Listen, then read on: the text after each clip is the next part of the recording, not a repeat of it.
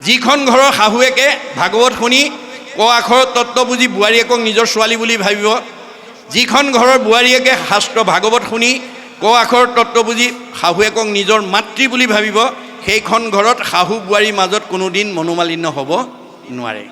এতিয়া আমাৰ বহুত শাহুৱেকে বোৱাৰীয়েকক দেহ দৃষ্টিত ভাবে, এওঁতো মোৰ ছোৱালী নহয় নহয়, এওঁ আমুকৰ জীয়েক বুলি ভাবে, তাৰমানে দেহ ধৰ্ম।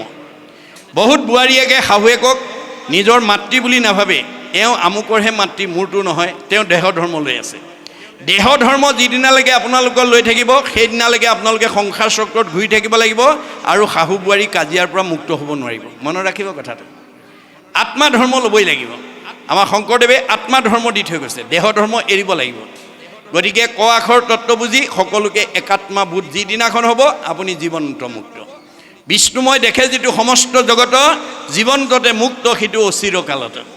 আপুনি যেতিয়া সকলোকে একে আত্মা বুলি ভাবিব, কাক বেয়া, কাক দুখ দিব, কাক আঘাত দিব, কাক অন্যায় কৰিব, কাক ঠগিব, চবতে মই আছোঁ, চবতে ভগৱন্ত আছে। এই তত্ত্ব আমাক ভাগৱত দিছে। ত শব্দে তৰণৰ উপায়ী শৰণ, হৃদয় মধ্যত দেখে কৃষ্ণৰ চৰণ।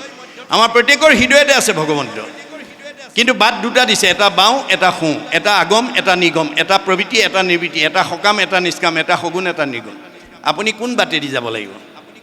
আমি বাটটো চিনি পাব লাগিব। আপুনি মইনো দূৰৰ কথা, ব্যাসৰ দৰে বিদগ্ধ পণ্ডিত, যাক ভগৱন্তই মানে সেই যুগৰ বিদগ্ধ পণ্ডিত, বেদজ্ঞ শাস্ত্ৰজ্ঞ টীকালজ্ঞ কৰি পঠিয়াইছিলে, যিজনে ধ্যানত ভগৱানক সাক্ষাৎ কৰিব পাৰে। তেনে গুণবিশিষ্ট ব্যক্তিও জীৱন্ততে অসুস্থতাত ভুগিবলগীয়া হ'ল। দিনেক পূৰ্বতে পৰা সৰস্বত ঋষি, বদৰিকা শ্ৰমত আচন্ত ব্যাস বসী। এদিন পৰাশৰ পুতেক ব্যাস বদৰিকা শ্ৰমত বহি আছে। কেনেকৈ বহি আছে? উগুল থুগুল মন নাহি সুখ শান্তি, নপান্ত উপায় একো মনে গুণী গান্তি। উগুল থুগুল মন এটা লৈ বহি আছে। কিয় সেই উগুল থুগুল মনটোৱে, ভাৱটোৱে তেওঁক মনত প্ৰতিক্ৰিয়া কৰিছে, ভাবি চিন্তি উত্তৰ বিচাৰি পোৱা নাই। ফলত কি কৰিলে? অধু মুখে আছে বসি হুয়া নিশবদ, সেই বেলা তৈতে আহি মিলিল নাৰদ। ভগৱন্তে পঠাই দিলে, যোৱা, মোৰ ভকত বিপদত পৰিছে, আপুনি ঈশ্বৰৰ ভকত হওক, আপোনাক বিপদত পৰিবলৈ নিদিয়ে। প্ৰতিনিধি পঠাই হ'লেও আপোনাক উদ্ধাৰ কৰিব। মনত ৰাখিব কথাটো। আপুনি ভাগৱত শুনিলেই নহ'ব, ভকত হ'ব লাগিব।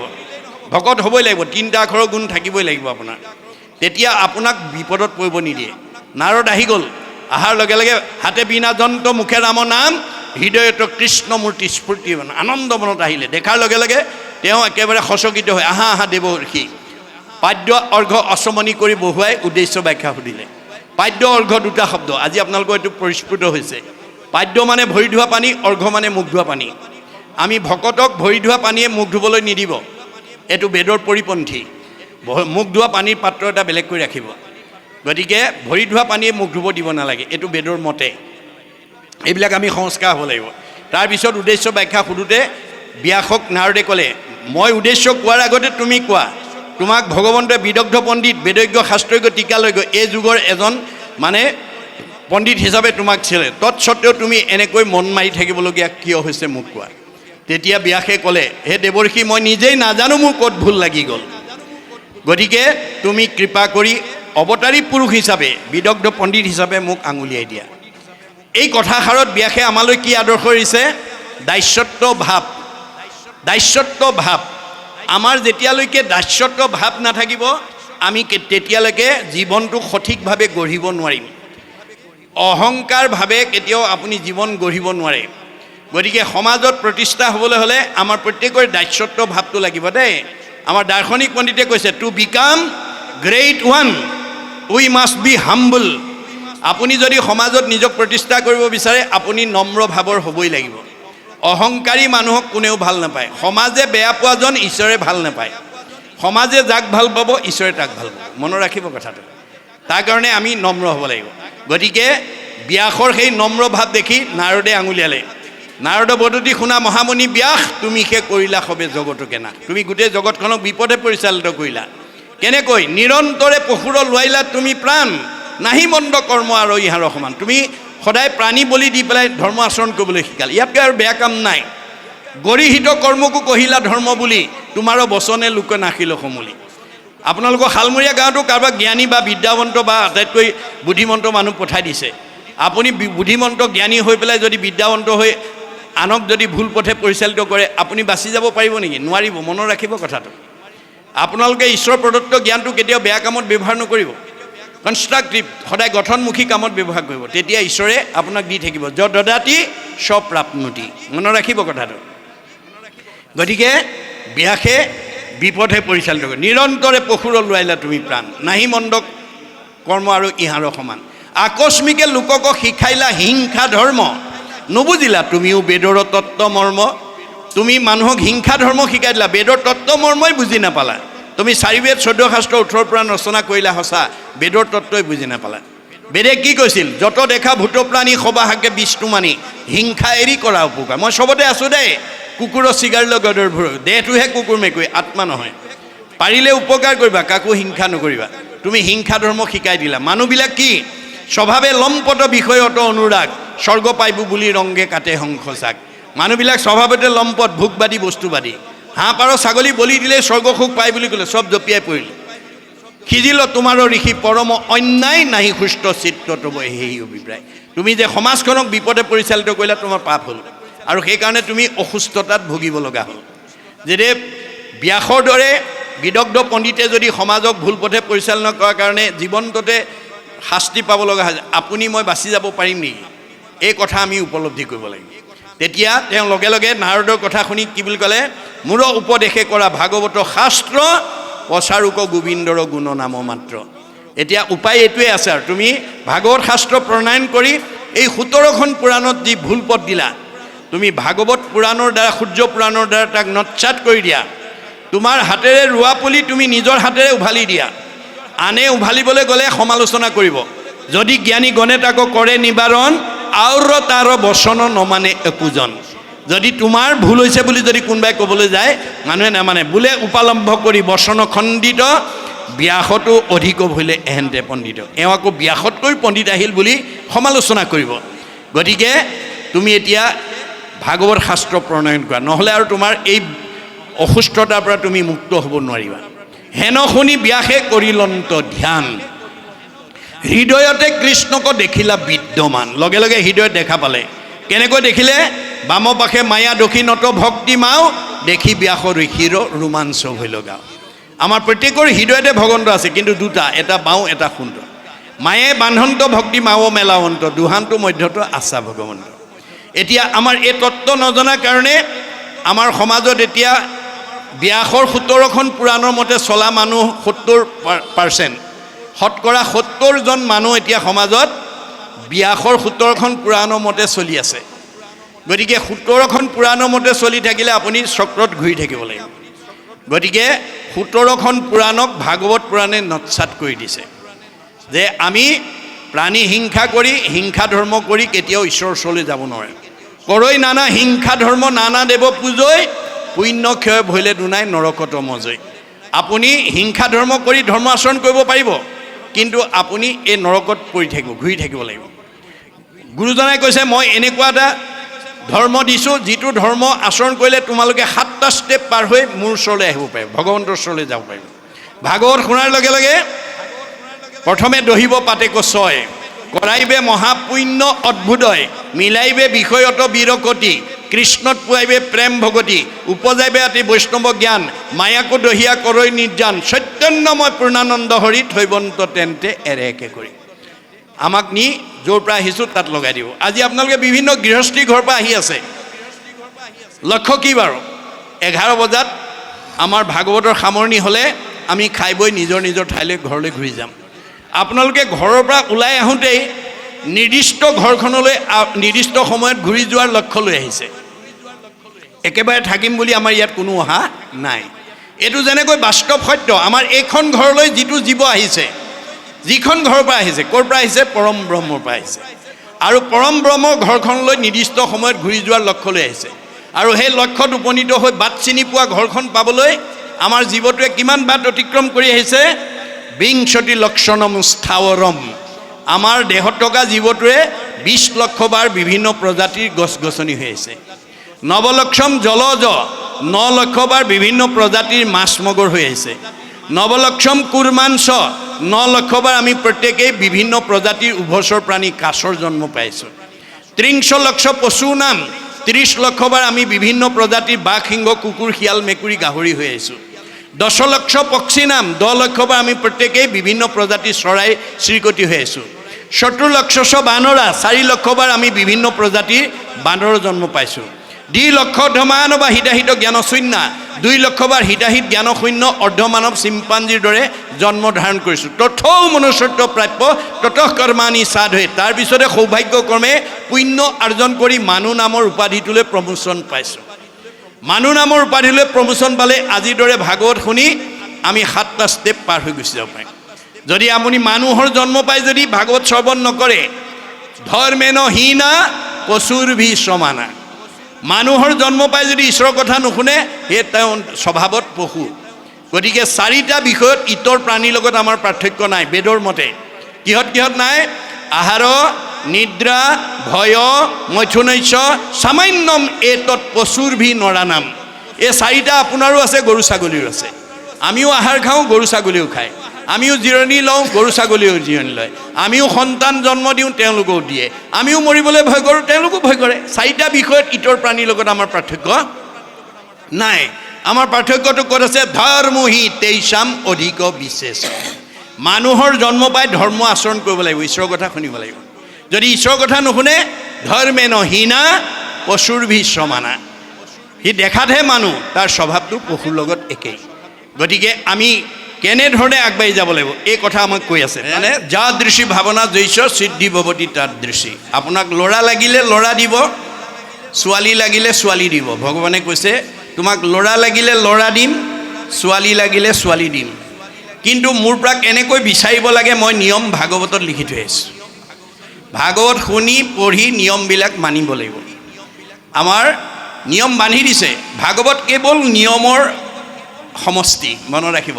পদ্ধতিৰ সমষ্টি ই এখন সুন্দৰ সংবিধান আমাৰ জীৱনটো কেনেকৈ আমি মানুহ হিচাপে জীয়াই থাকোঁতে শান্তি মৰিলে সদগতি পাম তাৰ নিয়মে ইয়াত দি আছে এতিয়া বৰাহ ৰূপী ভগৱন্তৰ পৃথিৱী উদ্ধাৰ এইটো এটা কাহিনী এটা আখ্যান ইয়াৰ মাজেদি আমাক নিয়মৰ কথা ক'ব দিয়া প্ৰতিটো কথাতে নিয়মটো সোমাই আছে ইয়াত গতিকে এটা কাহিনী উপকাহিনী আখ্যান উপাখ্যানৰ দ্বাৰা আমাক মাত্ৰ নিয়মৰ কথা কৈ আছে ভাগৱতে গতিকে আপোনালোকক ল'ৰা লাগিলে ল'ৰা দিব ছোৱালী লাগিলে ছোৱালী দিব কিন্তু নিয়মটো জানিব লাগিব আমাৰ সূৰ্য উদয়ৰ পৰা সূৰ্যাস্তলৈ 4 পহৰ সূৰ্যাস্তৰ পৰা সূৰ্য উদয়লৈ 4 পহৰ 8টা পহৰত 24 ঘণ্টা হয় আমাৰ উঠি অহা প্ৰজন্মই ডেকা গাভৰুবিলাকে কোনটো পহৰত মনে ভবা সন্তানৰ পিতৃ মাতৃ হ'বৰ কাৰণে যাব লাগিব নাজানে বহুতে নাজানে মই আজি কৈ থৈ যাম আপোনালোকে মনত ৰাখিব এইবোৰ কথা আপোনালোকে যেতিয়ালৈকে মুকলিভাৱে নাপাতিব নজনাব তেতিয়ালৈকে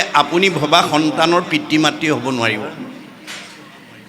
সূৰ্য উদয়ৰ পৰা সূৰ্যাস্তলৈ এই 4টা পহৰ দিবা সময়ত কোনো মানুহ সৃষ্টিকাৰ্যত আগবাঢ়িব নালাগে বা নাবাঢ়ে কেতিয়া আগবাঢ়িব লাগিব সূৰ্য অস্ত যোৱাৰ পৰা পুনৰ সূৰ্য উদয় হ'লে এই 4টা পহৰ তাৰে প্ৰথম 2টা পহৰ বাদ দিবলৈ কৈছে কোনে বিজ্ঞানে কিয় আমি খোৱা আহাৰটো প্ৰথমতে ৰসৰ পৰা তেজৰ পৰা মাংসৰ পৰা মেদৰ পৰা হাড়ৰ পৰা মজ্জাৰ পৰা শুক্ৰৰ পৰা সন্তান হ'ব আমি খোৱা আহাৰটো ব্ৰহ্মলৈ ৰূপান্তৰ হ'বলৈ কমেও 6 ঘণ্টা সময় লাগে বিজ্ঞানে স্বীকাৰ কৰিছে গতিকে প্ৰথম 2টা পহৰ বাদ দি ল'ব লাগিব তৃতীয় আৰু চতুৰ্থ পহৰত উঠি অহা প্ৰজন্মই মনে ভবা সন্তানৰ পিতৃ মাতৃ হ'বৰ কাৰণে আগবাঢ়িব লাগিব কেনেকৈ পুৰুষ প্ৰকৃতি হবা একমতি তেহে সিজিব হৰিত ভগতি স্বামী স্ত্ৰী দুইজন একমনা হ'ব লাগিব সৃষ্টিৰ কামত আগবঢ়াৰ আগতে দুইজনে আলোচনা কৰি ল'ব লাগিব যে আপোনালোকৰ প্ৰথম বা দ্বিতীয় সন্তানটো ল'ৰা লাগে নে ছোৱালী লাগে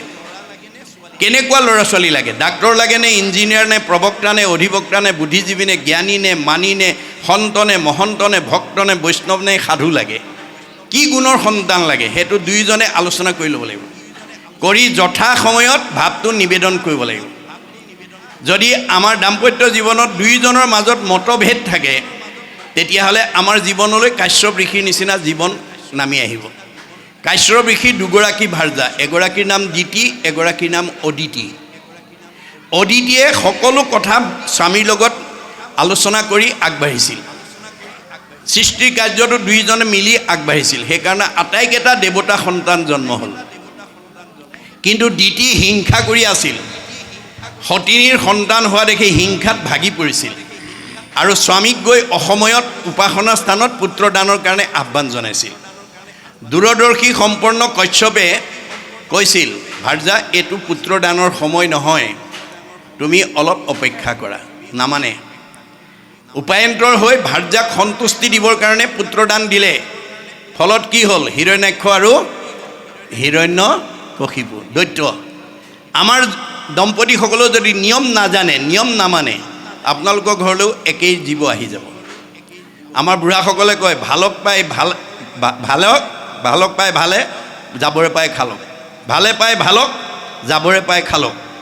আপোনাৰ ঘৰলৈ ভাল সন্তান এটা আহিবলৈ হ'লে আপুনি ভাল হ'ব লাগিব। আপুনি নিয়ম নীতি জানিব লাগিব। নিয়ম নীতি নজনা দম্পতীৰ ঘৰলৈ কেতিয়াও ভাল সন্তান আহিব নোৱাৰে। মনত ৰাখিব কথাটো।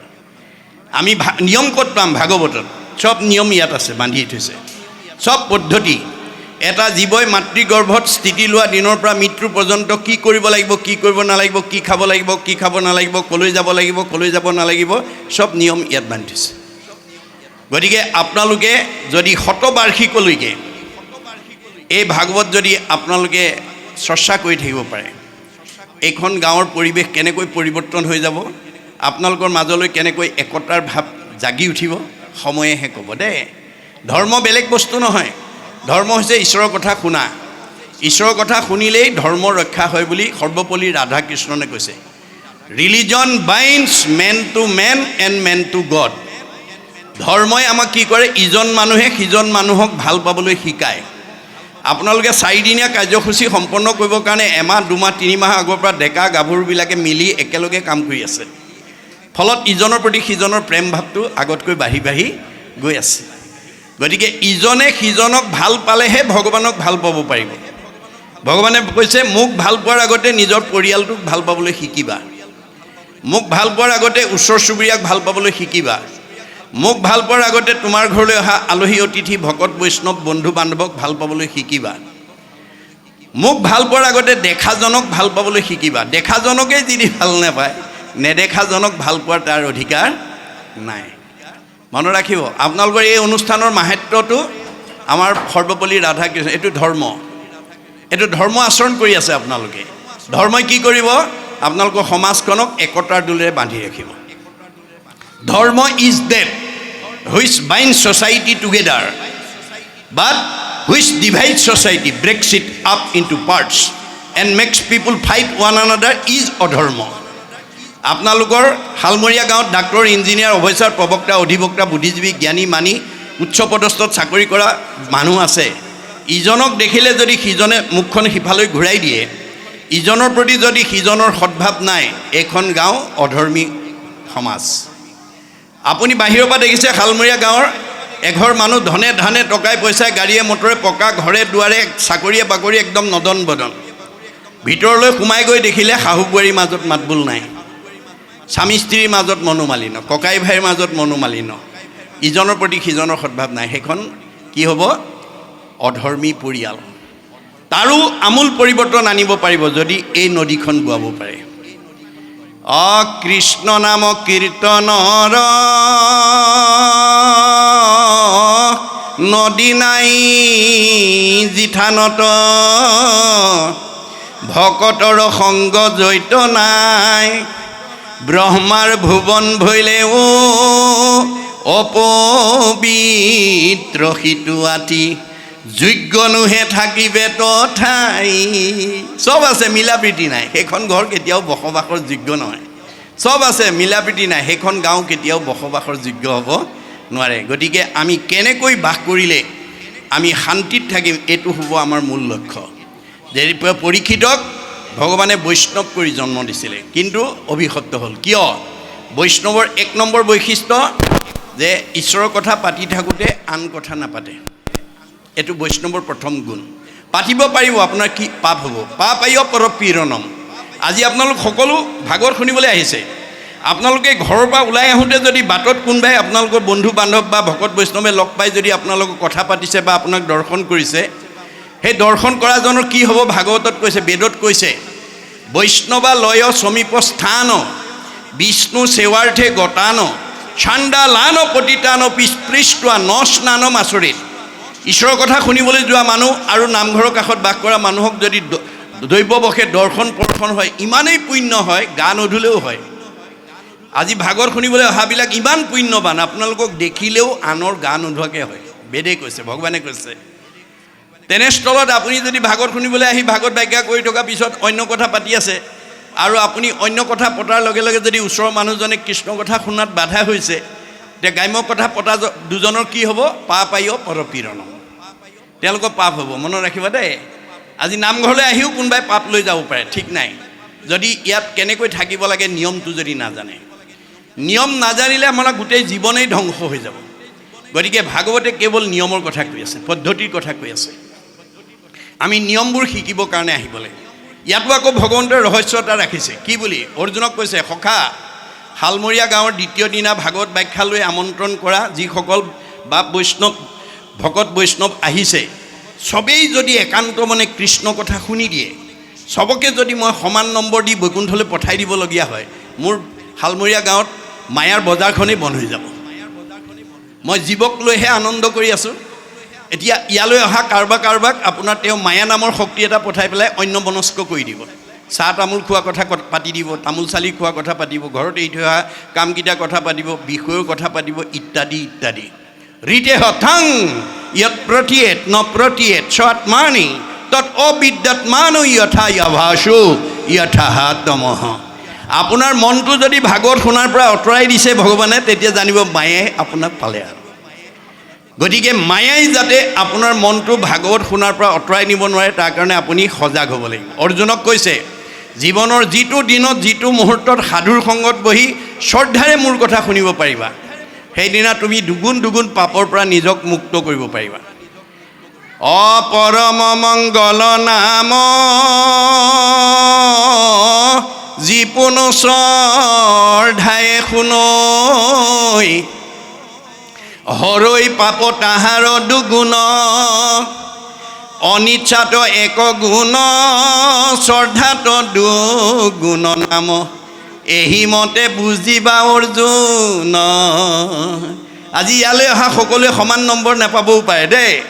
আপোনালোকে বাস্তৱত চাব, স্কুল একেখনে, 10মান শ্ৰেণীৰ ছাত্ৰ, এতিয়া মেট্ৰিক পৰীক্ষা আহি আছে, পঢ়ুৱা মাষ্টৰ একেকেইজনেই, প্ৰশ্ন কাকত একেখনেই, কিন্তু ফলাফল বেলেগ বেলেগ। একেখন স্কুলৰে ছাত্ৰ, একেকেইজন মাষ্টৰে পঢ়ুৱা, একেখন প্ৰশ্ন কাকত লিখি কোনোবাই ষ্টেণ্ড কৰিব, কোনোবাই ডিষ্টিংশ্যন পাব, কোনোবাই ষ্টাৰ পাব, কোনোবাই লেটাৰ পাব, কোনোবাই ফাৰ্ষ্ট ডিভিজন, কোনোবাই ছেকেণ্ড ডিভিজন, কোনোবাই থাৰ্ড ডিভিজন, কোনোবাই ফেইল কৰিব। ৰহস্য ক'ত? এই ৰহস্য জানিবৰ কাৰণে ভাগৱত শুনিব লাগে। ৰহস্যক জানে যিটো লোক। মনত ৰাখিব কথাটো। দাৰ্শনিক পণ্ডিতে কৈছে, মোৰ ইউ ৰিড মোৰ ইউ লাৰ্ণ। ছাত্ৰ জীৱনত যি বেছি অধ্যয়ন কৰিব সি বেছি জ্ঞান লাভ কৰিব। মধ্যম পঢ়াজনে মধ্যম জ্ঞান পাব, কম পঢ়াজনে কম জ্ঞান পাব। গতিকে পঢ়াৰ ওপৰতহে তেওঁ ফলাফলটো নিৰ্ভৰ কৰিব। মনত ৰাখিব কথাটো। গতিকে আমি ইয়াত আহিছোঁ, আমি 100% আজি আমাৰ পুণ্য হ'ব লাগে, কিন্তু চবকে নিদিয়ে ভগৱানে। সেইটোৱে ভগৱানৰ ৰহস্য, ভগৱানৰ বিনোদ বিলাস আনন্দ। গতিকে আমি ভাগৱত শুনি নিয়ম পদ্ধতিৰে কেনেকৈ যাব পাৰোঁ। কাৰণ পৰীক্ষিতক বৈষ্ণৱ কৰি পঠাইছিলে, নিয়ম ভংগ কৰিলে। বৈষ্ণৱৰ দ্বিতীয় বৈশিষ্ট্য, 14 নম্বৰ বৈশিষ্ট্য কি? নকৰিব প্ৰাণী হিংসা মনে একোজন, সদায়ে চিন্তিব মাত্ৰ কৃষ্ণৰ চৰণ। বৈষ্ণৱ গুণসম্পন্ন ব্যক্তিয়ে কেতিয়াও আনক হিংসা নকৰে। কাক কৰিব? চবতে মই আছোঁ বুলি কৈছে ভগৱানে। যত দেখা ভূত প্ৰাণী সবাহাকে বিষ্ণু মানি, হিংসা এৰি কৰা উপকাৰ। ভগৱন্ত চবতে আছে। কুকুৰৰ চিগাৰিল গদৰ ভৰু আত্মাৰাম। দেহটোহে কুকুৰ মেকুৰী গাহৰি, আত্মাটো নহয়। দেহটো কেৱল চিনি পাবৰ কাৰণে সৃষ্টি কৰিছে, দেহটো আত্মা নহয়। দেহবিলাকৰ নাম এটা এটা আছে, আমাৰ প্ৰত্যেকৰে নাম এটা এটা আছে। আৰু আমি দেহটো চাই কওঁ এইটো মতা মানুহ, এজনী মাইকী মানুহ, এইটো ডেকা ল'ৰা, এজনী গাভৰু ছোৱালী। দেহটো কেৱল চিনি পাবৰ কাৰণে দিছে ভগৱান, দেহটো আত্মা নহয়। দেহৰ নাম এটা এটা দিছে কিয়? দাৰ্শনিক পণ্ডিতে কৈছে, a name is a kind of face whereby one is known. আমি ইজনে সিজনক চিনি পাবৰ কাৰণেহে নামটো দিছে। নামটো চাই কওঁ এওঁ মাধৱী, এওঁ কল্পনা, এওঁ যাদৱ, এওঁ মাধৱ। নামটো আত্মা নহয়, দেহটো আত্মা নহয়। আত্মা যিদিনাখন ওলাই গুচি যাব, নামধাৰী দেহটো কাষ্ঠ যেন থাকিবে ক মাটিটো পৰিয়া, হেন দেহ আপোনাৰো বোলাকি লাগিয়া। আজি আমাৰ এই কথাটো নাজানি বহুতে দেহটো সুখত ৰাখিবৰ কাৰণে দেহটো কেনেকৈ খুৱাই পিন্ধাই ৰাখিব পাৰোঁ তাতে ব্যস্ত হৈ আছে, গুৰুজনে আক্ষেপ কৰিছে, যিটো শৰীৰৰ অৰ্থে কৰা কৰ্ম না প্ৰাণ গ'লে স হৈব তাহাকো নাজানা। তুমি যিটো শৰীৰ ৰাখিবৰ কাৰণে নামঘৰলৈ যাবলৈ সময় নাই, ভকতৰ সংগলৈ যাবলৈ সময় নাই, ঈশ্বৰৰ কথা এটা শুনিবলৈ সময় নাই, মই ওলাই যোৱাৰ পিছত যে তুমি সলে ৰূপান্তৰ হ'ব সেইটো কথা নাজানা। আৰু যিবোৰ পৰিয়াল পোহপালনৰ কাৰণে তুমি গোটেই দিনটো কাম কৰি আছা, ভকতৰ সংগলৈ নোযোৱা, নাম শুনিবলৈ নোযোৱা, মই ওলাই যোৱাৰ পিছত তোমাক সেই পৰিয়ালে কি কৰিব? যেনে তুমি মানে কি কৈছে, যিটো ইষ্ট মিত্ৰ কুটুম্ব দেখা যতজন অসুচি বুলিয়া নকৰিব দৰ্শন। এতিয়া পুহমহীয়া ৰাতি 12টা বজাত যদি কাৰোবাৰ দেহৰ পৰা আত্মা ওলাই যায়, চালে গা ধুব লাগিব বুলি ওচৰৰ মানুহ লেপৰ তলৰ পৰা ওলাই নাহিব। ৰাতিপুৱা চামগৈ আৰু গা পা ধুম একেবাৰে। মনত ৰাখিব কথাটো, আমাক নিয়মৰ কথা কৈ আছে। গতিকে এই শৰীৰটোক লৈ পেলাই যাতে, পৰিয়ালক লৈ পেলাই যাতে আমি ব্যস্ত থাকিব নালাগে। এতিয়া এই কথাখিনি মৈত্ৰেয় ঋষিয়ে বিদুৰক কৈ আছে। আপোনালোকে জানে মহাভাৰতৰ যুদ্ধৰ প্ৰাক মুহূৰ্ততে ধৃতৰাষ্ট্ৰই তেওঁ বৈমাতৃ ভাতৃ বিদুৰক মাতি আনি পৰামৰ্শ লৈছিল, ভাই বিদুৰ কোৱাচোন, আমি পঞ্চ পাণ্ডৱৰ সম্পত্তিটো দিব লাগে নে নালাগে? মহাভক্ত বিদুৰে কৈছিল, দাদা পঞ্চ পাণ্ডৱ আমাৰ ভতিজাৰ সম্পত্তিটো আত্মসাৎ কৰা উচিত নহয়, তেওঁলোকৰ প্ৰাপ্যটো দিব লাগে। কিন্তু পুত্ৰ মোহত মোহান্ধ ধৃতৰাষ্ট্ৰই ভায়েকৰ সেই সৎ উপদেশ নামানিলে আৰু দুৰ্যোধনে অকথ্য গালি পাৰিলে, যাৰ কাৰণে বিদুৰে চব ৰাজ সন্মান ত্যাগ কৰি মহাভাৰতৰ যুদ্ধৰ পূৰ্বতে ক'লৈ গুচি গ'ল? তীৰ্থলৈ গুচি গ'ল। মনত ৰাখিব, আপুনি ভক্তিৰ পথত যদি কোনোবা পৰিয়ালে বাধা দিয়ে, পিতৃ মাতৃয়ে বাধা দিয়ে, সমাজে বাধা দিয়ে, স্বামীয়ে বাধা দিয়ে, আপুনি সকলো বাধা অতিক্ৰম গ'লেও দুখ নহয়। আমাৰ বেদে কৈছে, গুৰু ত্যাগ কৰিলা বিৰু চনেৰ নন্দন, ভাতৃ ত্যাগ কৰিলা ৰাক্ষস বিভীষণ, প্ৰহ্লাদে কৰিলে ত্যাগ আপোনাৰ পিতা, ভগৱানৰ ভৰতে তেজিলে নিজ মাতা, গোপীগণে স্বামী ত্যাগ ভাগৱতে শুনি, সৰ্বদেৱ ত্যাগ কৰিলা ভৃগু আদি মুনি, বিদুৰে কৰিলে ত্যাগ নিজ জ্ঞাতিগণ, শুনা সৰ্বজন ইটো শাস্ত্ৰৰ বচন। কৃষ্ণ বৈকুণ্ঠ প্ৰয়াণ পঠাই পেলাই যেতিয়া কৃষ্ণই খৰমজোৰ মূৰত লৈ উচুপি কান্দি আহি আছিল, যমুনাৰ পাৰতে দুইজনৰ মাজত ভেটাভেটি হৈছিল। বিদুৰে তেওঁৰ মনৰ বিষণ্ণতা দেখি বুজি পাইছিল যে কৃষ্ণ আৰু নাই, আৰু কৈছিল যে তুমি পৰম ভাগ্যৱান যে তুমি প্ৰায়ণৰ কৃষ্ণক দৰ্শন কৰিলা, স্পৰ্শন কৰিলা, সংলাপ কৰিলা। মই দুৰ্ভগীয়া, মই সেই সুবিধা নাপালোঁ, কিন্তু ভগৱানে এটা সুবিধা দিছে যে তুমি যিহেতু কৃষ্ণক দৰ্শন স্পৰ্শন সংলাপ কৰি আহিছা, তোমাক চুলেও মই সমান পুণ্যভাগী। কৃষ্ণ পদ পৰশীয়া আশী আছা বাপ, তোক চুই হওঁ মই পৰম নিষ্পাপ, ঐ বন্ধু উদ্ধৱ সাৱতি ধৰ মোক, শুনি দশ গুণে উধাই উদ্ধৱৰ সুখ। তেতিয়াহে উদ্ধৱে জানিছিল কৃষ্ণ কথা শুনা মানুহজনক চালে শুনিলেও আনৰ পুণ্য হয়। আজি আপোনালোকৰ এজন বা দুজনহে আহিছে ইয়ালৈ, পৰিয়ালৰ সৰহখিনি ঘৰত আছে। আজি আপোনালোকে অহাকেইজনে ভাগৱত শুনি পেলাই যদি ঘৰত গৈ দুটা কথা মনত ৰাখি পেলাই ক'বগৈ পাৰে, ভাগৱতে কৈছে, যিবা পঢ়ে যিবা শুনে শুনাৱৈ আনক, পাপচাৰী সিও যায় বিষ্ণুৰ স্থানত। আপুনি ইয়ালৈ আহি যিটো পুণ্য পাব, আপোনাৰ মুখেদি কথা শুনাজন তাতেই পুণ্য পাব। মনত ৰাখিব কথাটো। এইটো অকল হিন্দু দৰ্শন নহয়, মুছলিমৰো হজ কৰিবলৈ দুখীয়া মানুহবিলাক আৰৱলৈ যাব নোৱাৰে, ধনী মানুহবিলাক যায়। তেওঁলোকে যেতিয়া হজ কৰি ঘূৰি আহে, হাজাৰ হাজাৰ দুখীয়া মানুহে তেওঁলোকক প্ৰথম দৰ্শন কৰিবৰ কাৰণে আগবাঢ়ি যায়। প্ৰথম দৰ্শন কৰিলে হজ কৰি অহাজনে যিটো পুণ্য, তেওঁ দৰ্শন কৰিলেও সেইটো পুণ্য। মনত ৰাখিব কথাটো। ভাৱনাৰ ইমান মাহাত্ম্য আছে। গতিকে আমি কথাবিলাক আজি উপলব্ধি কৰিব নোৱাৰাৰ কাৰণে আমি বহুত প্ৰাপ্যৰ পৰা নিজকে বঞ্চিত কৰি ৰাখিছোঁ। গতিকে ভাগৱতে সকলো নিয়মৰ কথা কৈ আছে। পৰীক্ষিতে মানে কি কৰিলে, সেইখিনিতে ভুল কৰিলে, প্ৰাণী হিংসা কৰিবৰ কাৰণে গুচি গ'ল, মৃগয়া কৰিবৰ কাৰণে গুচি গ'ল। তেওঁক বৈষ্ণৱ কৰি জন্ম দিছিল। বৈষ্ণৱ হৈ পেলাই কেতিয়াও প্ৰাণী হিংসা কৰিব নালাগিছিল, গুচি গ'ল, পাপ হৈ গ'ল। পহুৰ পিছত দৌৰি পিয়াহত কণ্ঠ শুকাই পানী বিচাৰি সমীক ঋষিৰ আশ্ৰমত সোমালে। যি সময়ত সমীক ঋষিয়ে একান্ত মনে ঈশ্বৰক ধ্যান কৰি আছে, কোন আহিছে কোন অহা নাই ক'ব নোৱাৰে। আপোনালোকে যদি এতিয়া মই কোৱা কথাকেইটা যদি একান্ত মনে কোনোবাই শুনি আছে, আপোনাৰ আগে পাছে কোন আহিছে আপুনি ক'ব নোৱাৰে। পৰীক্ষিতে সেই কথা বিবেচনা নকৰি পদমৰ্যাদাক প্ৰাধান্য দি, মই দেশৰ ৰজা, তুমি মোৰ প্ৰজা, তোমাৰ আশ্ৰমত আহিছোঁ, তুমি মোক মান্যতা দিয়া নাই, এই বুলি তেওঁ অভিমান কৰি ধনুৰ আগেৰে মৰাসাপ এটা আনি ডিঙিত মেৰি থৈ গুচি গ'ল। খবৰটো তেওঁ খেলি থকা পুত্ৰ ছিংগিমুনিয়ে লগৰীয়াৰ মুখে গম পোৱাৰ লগে লগে দৌৰি আহি দেখিলে, হয় পিতাকৰ ডিঙিত কোনোবাই মৰাসাপ আৰি থৈ গৈছে। লগে লগে তেওঁ খঙত একো নাই হৈ অভিশাপ দি দিলে, মোৰ পিতাদেউৰ ডিঙিত যোনে এনেকৈ মৰাসাপ আৰি থৈ গৈছে, এই তক্ষকে তেওঁক 7 দিনত দংশন কৰি মাৰিব। খবৰটো শুনাৰ লগে লগে পৰীক্ষিত মৃত্যুৰ ভয়ত ত্ৰস্তমান হ'ল। মোক 7 দিনত তক্ষকে দংশন কৰিব, মোৰ মৃত্যু অনিবাৰ্য। পুতেক জন্মেজয়ক মাতি আনি ক'লে, বোপাই মই কৰ্মদোষত অভিশপ্ত হ'লোঁ, মোক 7 দিনত তক্ষকে দংশন কৰিব, মোৰ মৃত্যু অনিবাৰ্য। গতিকে এই সপ্তদ্বীপা পৃথিৱী পৰিচালনাৰ দায়িত্ব মই তোমাৰ ওপৰত অৰ্পণ কৰিলোঁ, আৰু মই কিবা প্ৰকাৰে তক্ষকৰ হাতৰ পৰা, কালৰ হাতৰ পৰা, মৃত্যুৰ হাতৰ পৰা নিজক বচাব পাৰোঁ নেকি, মই উপায় বিচাৰি যাওঁ। এইবুলি ক'ত গ'ল? গংগাৰ পাৰত আশ্ৰয় ল'লেগৈ। পৰীক্ষিতে যদি মৃত্যুৰ হাতৰ পৰা, কালৰ হাতৰ পৰা নিজক বচাবৰ কাৰণে গংগাৰ আশ্ৰয় লয়, আমি ল'ব লাগে নে নালাগে? আৰু এই 4 দিন আপোনালোকে ল'বনে নলয়, এই কথাটো উপলব্ধিলৈ আনিব লাগিব। কি গংগা? নামেই গংগা। আজি আপোনালোক প্ৰত্যেকে নামৰ আশ্ৰয় লৈছে, ভাগৱতৰ আশ্ৰয় লৈছে। নামে নাতাৰিলে জীৱ আৰু কোনে তাৰে, শ্ৰাদ্ধ কৰি কাক কোনে তাৰিবাক পাৰে। কাৰ শ্ৰাদ্ধ কোনে কৰে, শ্ৰাদ্ধ কোনে খায়, কেৱলে দ্বিজৰ মাত্ৰ জীৱিকাৰ উপায়। শ্ৰাদ্ধটো বিশ্বাস কৰি নাম যিটো এৰে, সিটোজনে আপোনাকো আত্মঘাত কৰে। এইটো বেদৰ বচন, মনত ৰাখিব। খবৰটো পোৱাৰ লগে লগে ৰাজ্যৰ দেৱঋষি, ৰাজঋষি, ব্ৰহ্মঋষি, ঋতিজকে প্ৰমুখ্য কৰি গণ্যমান্যসকল আহি পৰীক্ষিতৰ সন্মুখত সমবেত হ'ল। এই কথাটোৱে আমাক কি বুজাইছে? শালমৰীয়া গাঁৱৰ চাৰিসীমাত বিভিন্ন পৰিয়াল, বিভিন্ন বংশ, বিভিন্ন জাতিৰ, বিভিন্ন ধৰ্মৰ, বিভিন্ন সমাজৰ লোকে বাস কৰি থাকিব পাৰে। ধৰ্মৰ ভিন্নতা থাকিব পাৰে, জাতিৰ ভিন্নতা থাকিব পাৰে, পৰিয়ালৰ ভিন্নতা থাকিব পাৰে, সমাজৰ ভিন্নতা থাকিব পাৰে, কিন্তু আত্মাৰ ভিন্নতা নাই। আত্মা দৃষ্টিত শালমৰীয়া গাঁৱৰ চাৰিসীমাত থকা সকলো জীৱ ঈশ্বৰৰ অংশ। তোমাৰে সেই অংশ আমি যত জীৱ যাক।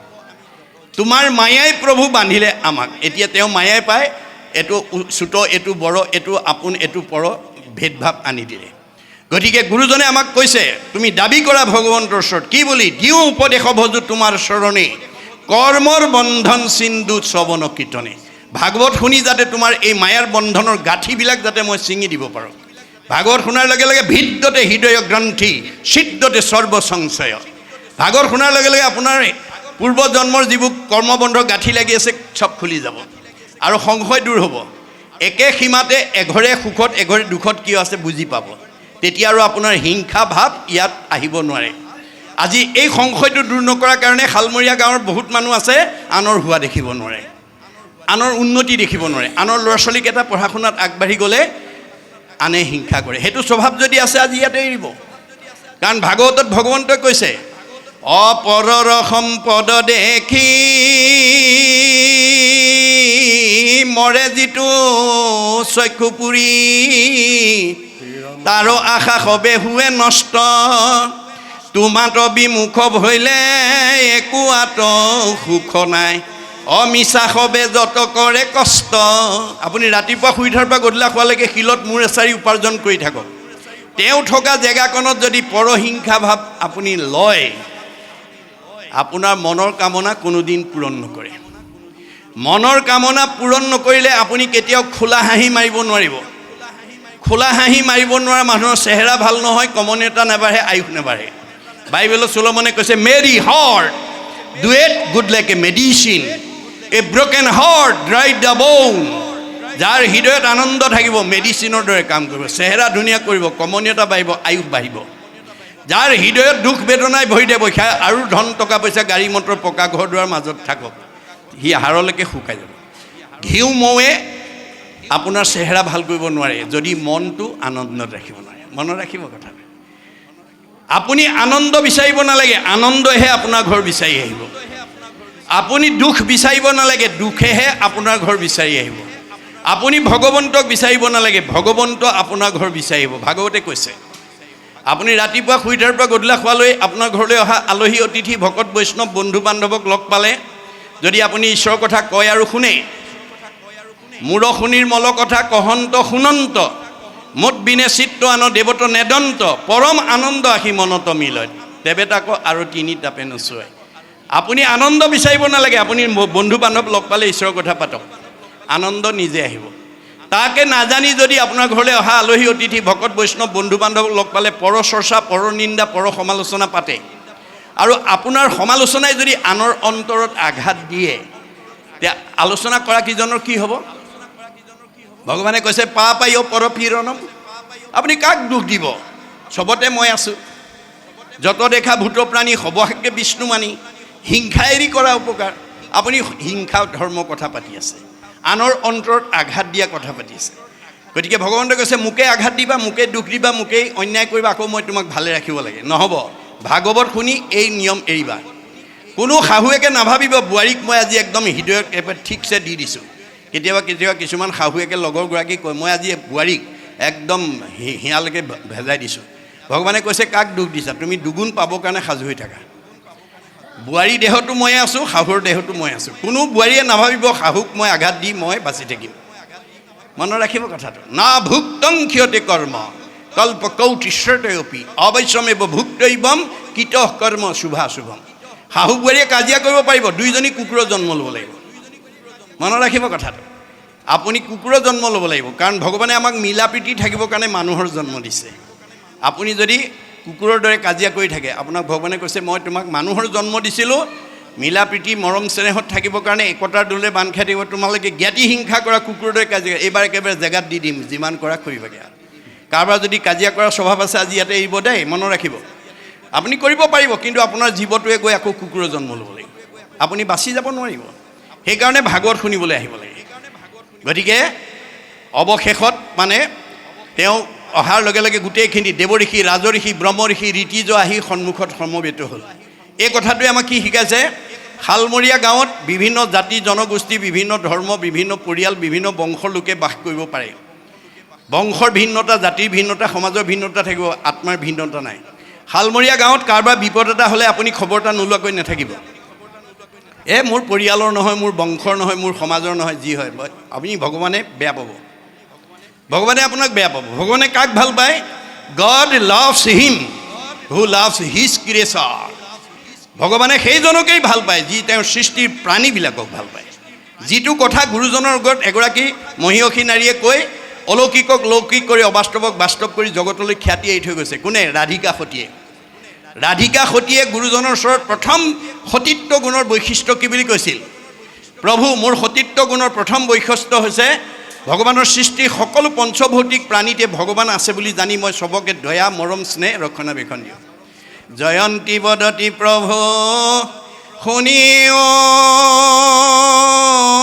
গোসাই, সমভাৱে ভূত দয়া কৰোঁ সদায়।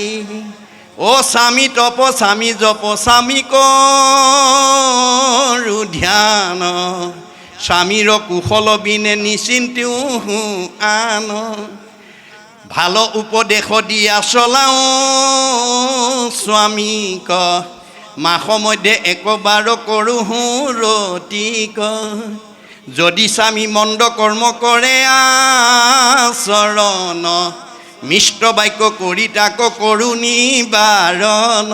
যদি স্বামীয়ে ভুল কৰা দেখোঁ মই তেওঁক সৰল ভাৱেৰে, সাৱলীলভাৱে তেওঁক ভাল পথলৈ অনাৰ যত্ন কৰোঁ। কেনেকুৱা ভুল পথলৈ গ'লে তুমি অগ্ৰাধিকাৰ দিয়া? বোলে কলি থকা ঠাইলৈ যদি যায়, বোলে কলি ক'ত থাকে? পৰীক্ষিতে কলিক নিগ্ৰহ কৰি প্ৰধানকৈ 4টা ঠাই দিছিল। নিৰপতি বুলন্ত কলি তোক দিলোঁ স্থান, জৈত খেলে জুৱা পাশা কৰে মদ্যপান। স্ত্ৰী পঞ্চ সোণা গৃহস্থৰ থাকে জৈত, এই 4 স্থান দিলোঁ বঞ্চ গয়াতৈত। এই 4টা ঠাইত কলি থাকে। মদ ভাং খোৱা, জুৱা পাশা খেলা, পৰস্ত্ৰী আসক্ত, হিংসা ধৰ্ম। মদ খোৱাত কিয় বাধা দিয়া? মাধ্যতি যত তৎ মধ্যম, মদ খালে নিচা লাগে। বুদ্ধি লুম্পতি যত দ্ৰব্যম মদকাৰী তদচ্ছতে। যে নিচাযুক্ত বস্তু খালে সৎবুদ্ধি বিনাশ হৈ অসৎ বুদ্ধি ফালে গতি কৰে। মোৰ স্বামীয়ে যাতে নিচাযুক্ত বস্তু খাই বিপথে যাব লগা নহয় তাৰ কাৰণে মই অগ্ৰাধিকাৰ দিওঁ। কাৰণ বিবাহ সম্বন্ধে পুৰুষৰ অৰ্ধাংগিনী, স্বামী বুলি ধৰ্ম কৰ্ম পাই অৰ্ধখিনি। সেই হেতু কটু কটু ধৰ্মিনী ৰমণী, পাপ কাৰ্যে বাধা দিয়া খন্দাই বিঘিনী। কটু অধৰ্মিনী তিৰি ধৰ্মক বাধিয়া, স্বামীক নিউৱে ঘূৰে নৰকে টানিয়া। গতিকে আমাৰ ভাৰ্যাবিলাকক 2টা ভাগত বিভক্ত কৰি দিছে, ধৰ্মিনী নাৰী, অধৰ্মিনী নাৰী। আপোনালোকৰ এই শালমৰীয়া গাঁৱৰ যুৱকসকলে ওচৰৰ গাঁৱৰ বা গাঁওখনৰে দুঘৰ মানুহত মানে আজি তাৰিখৰ বা এই 4 দিনীয় কাৰ্যসূচীলৈ ভাগৱত পাঠৰ কাৰণে আমন্ত্ৰণ জনাই আহিছিল। 2খন ঘৰতে স্বামী স্ত্ৰী উপস্থিত আছিল, কিন্তু আজি তাৰিখৰ ভাগৱত ব্যাখ্যালৈ স্বামীয়ে পাহৰিলে, ঘৰুৱা কামত ব্যস্ত হৈ আছে। ভাৰ্যাই গৈ ক'বগৈ, হেৰি আপুনি কেলৈ 9টা বাজি গ'ল, এতিয়া যাবৰ সময় হ'ল, ভাগৱত ব্যাখ্যা ভাত বহি আছে, জানিব লাগে, আপুনি দেখোন কামত লাগি আছে। এৰাহে মই পাহৰিলোঁ, যক সোনকালে গা পা ধুই যাওক। এইবুলি যিগৰাকী আয়ে প্ৰেৰণা দি ভাগৱত ভক্তি ধৰ্মলৈ পঠাব, তেওঁ ঘৰতে থাকি আধা পুণ্য পাব। এখন ঘৰৰ আকৌ আইগৰাকী স্বামীৰ মনত আছে, ভাৰ্যাই পাহৰিলে। স্বামীয়ে নিৰ্দিষ্ট সময়ত গা পা ধুই ওলাই চেলেং চাদৰ গামোচা লৈ আহিবলৈ ওলাওঁতে ভিতৰৰ পৰা আহি আইগৰাকীয়ে দেখিলে, এখেত দেখোন আজি একেবাৰে চেলেং গামোচা লৈ ভকতি হৈ কেলৈ ক'লৈ বা যায়, হেৰি ক'লৈ যায় বোলে, কেলৈ শালমৰীয়া গাঁৱৰ ভাগৱতলৈ মাতি গৈছিলে। নোৱাৰিব আপুনি, ঘৰত আমুক আমুক আমুক আমুক কাম আছে, আপুনি ভাগৱত শুনিবলৈ যাব নোৱাৰিব। এই বুলি যিগৰাকীয়ে বাধা দি ৰাখিব, তেওঁ নিজেও নৰকলৈ যাব, স্বামীকো নৰকলৈ। মনত ৰাখিব কথাটো। সেহি হেতু কতু কতু ধৰ্মিনী ৰমণী পাপ কাৰ্যে বাধা দিয়া খণ্ডাই বিঘিনী কধু অধৰ্মিনী তিৰি ধৰ্মক বাধিয়া স্বামীক নিউৱে ঘূৰে নৰকে টানিয়া। গতিকে ভাৰ্যা বিবাহৰ সম্বন্ধে অৰ্ধাংগিনী, স্বামীৰ পাপ পুণ্যৰ আধা আধা পাব। ডাক্তৰে বিয়া কৰা মানুহগৰাকীক মানুহে ডাক্তৰণী বুলি কয়, মাষ্টৰে বিয়া কৰালে মাষ্টৰণী বুলি কয়। আচলতে তেওঁলোক ডাক্তৰণী মাষ্টৰণী হয় জানো? নহয়, স্বামীৰ আধা উপাধিটো পাই যায়। এইটো যেনেকৈ বাস্তৱ সত্য, পাপ পুণ্যৰো আধাটো আপুনি পাই যায়। স্বামীয়ে ভুল কৰিলে কাৰ ভাৰ্যাৰ নামটো আহি যাব, ভাৰ্যাই ভুল কৰিলে কাৰ স্বামীৰ নামটো লগত আহি যাব। গতিকে ভাগৱত শুনি ইজনে সিজনক আমি উদ্ধাৰ কৰিব লাগিব। এই কথা ৰাধিকা সতীয়ে কৈছে, বুজিছেনে? স্বামীক নুসুধি ক'তো নকৰোঁ গমন, স্বামীক নিদিয়া অগ্ৰে নকৰোঁ ভোজন। হয় নাই? গতিকে এই সৎ গুণবোৰ যেতিয়া বৰ সুন্দৰ হ'ল, যোৱা তুমি পানী আনা, 3টা কাঠিৰ এপল পানী এপল মাটি যোগবলৈ ব্ৰহ্মপুত্ৰৰ পৰা আনি টেম্বনি জানত পেলাই দিয়াৰ লগে লগে বুৱতী নদী বন্ধ হৈ গ'ল। সেই অঞ্চলৰ মানুহ বানপানী কবলৰ পৰা ৰক্ষা পালে, আৰু সেইটো জান আজিও শান্তি জান হিচাপে পৰিচিত হৈ ৰ'ল। এইটো সৌদিনা গুৰুজনৰ দিনৰ কথা, মনত ৰাখিব কথাটো। আমাৰ শাস্ত্ৰৰ প্ৰতিটো কথা আপোনালোকে বিশ্বাসেৰে ল'ব লাগিব। বিশ্বাসে পাইবেতাংক তৰ্কে বহুত দূৰ। আপুনি তৰ্ক কৰিলে আপোনাৰ পৰা বহুত দূৰ আঁতৰি গুচি যাব। সেইকাৰণে মহাত্মা গান্ধীয়ে কৈছে, religious beliefs are based on faith. ধৰ্ম দৰ্শন বিশ্বাসৰ ওপৰত নিৰ্ভৰ কৰে। Religion is not really what is grasped by brain but by heart. ধৰ্ম দৰ্শন মগজে ঢুকি পোৱা বস্তু নহয়, কাৰোবাক দেখুৱাই দিব পৰা বস্তু নহয়, ই অন্তৰৰ উপলব্ধিৰ বস্তু। আজি আপোনালোকে প্ৰতিটো কথা উপলব্ধি কৰিব লাগিব, তেতিয়া সংস্কাৰ হ'ব। যাৰ উপলব্ধি নাই সি জেইছেতহে হৈ থাকিব, তাৰ কোনো সলনি নহয়। আজি কিছুমান মানুহ ভাগৱত শুনিবলৈও যায়, ভকতৰ গুৰিলৈও যায়, কিন্তু কথা ক'বই নোৱাৰে, টিঙিচকৈ খং উঠেই, লাঠিডাল উলিয়াই আনেই। গতিকে সেইটো শুনাৰ পৰা লাভ নহ'ব দেই, মনত ৰাখিব। আপুনি ভাগৱত শুনি উপলব্ধি কৰিব লাগিব। আপোনাৰ প্ৰত্যেককে আপোনালোকক কিবা এটা নহয় কিবা এটা প্ৰতিভা দিছে, কিন্তু তাক প্ৰণালীবদ্ধ প্ৰয়োগৰ দ্বাৰা বিজ্ঞানলৈ উত্তৰণ কৰিবলৈ শিকিবলৈ কৈছে। বিজ্ঞানটো উপলব্ধিৰ দ্বাৰা দৰ্শনলৈ উত্তৰণ কৰিবলৈ শিকিব লাগিব। দৰ্শনটো উপলব্ধিৰ দ্বাৰা ধৰ্মত নি আপুনি প্ৰতিষ্ঠা কৰিব লাগিব। ধৰ্ম ৰক্ষতি ৰক্ষিত। আজি ইয়াত বহি থকা প্ৰত্যেককে কিবা নহয় কিবা এটা প্ৰতিভা ভগৱানে দিছে, আপোনালোকে জানিব কি প্ৰতিভা দিছে। কিন্তু দাৰ্শনিক পণ্ডিতে কৈছে, গুৰুজনাই কৈছে, তোমাৰ প্ৰতিভাটো প্ৰণালীবদ্ধ প্ৰয়োগৰ দ্বাৰা বিজ্ঞানলৈ উত্তৰণ কৰিবা। Systematic knowledge is science, realised science is philosophy, realised philosophy is religion, religion is the highest sense of philosophy. প্ৰণালীবদ্ধ জ্ঞানক বিজ্ঞান বুলি কৈছে। বিজ্ঞানটো যেতিয়া উপলব্ধি কৰিব দৰ্শন, দৰ্শনটো যেতিয়া উপলব্ধি কৰিব ধৰ্মতকৈ আৰু শ্ৰেষ্ঠ দৰ্শন দ্বিতীয় নাই।